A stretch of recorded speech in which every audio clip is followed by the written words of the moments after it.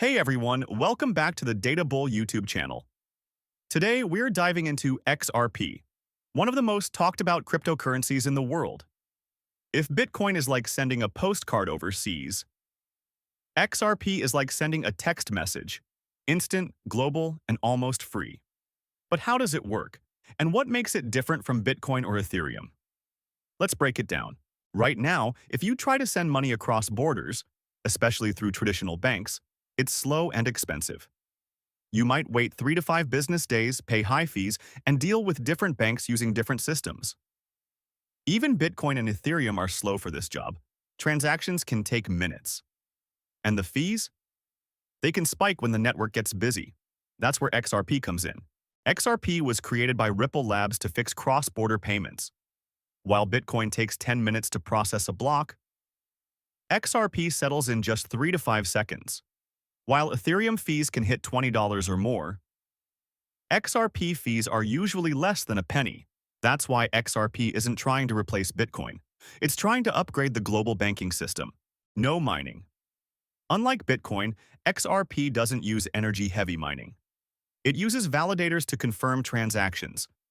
Validators are independent computers or nodes running special XRP ledger software. They receive transaction requests. Check if the rules are followed, for example.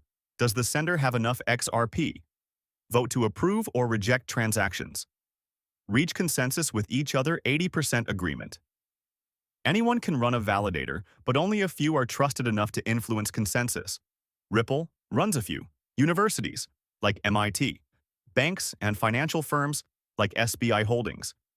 Individuals. Tech-savvy XRP supporters. Companies building on the XRP ledger.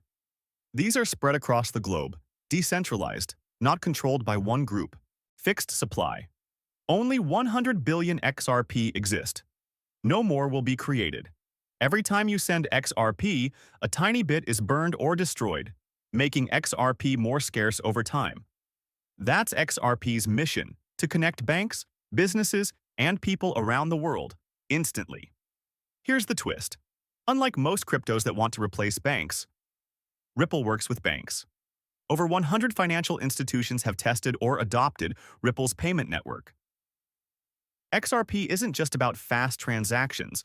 It's about reimagining global payments. It's fast, cheap, and built to work within the current financial system, not outside of it. Whether you're a bank moving millions or a person sending $50 overseas, XRP is designed to make it instant.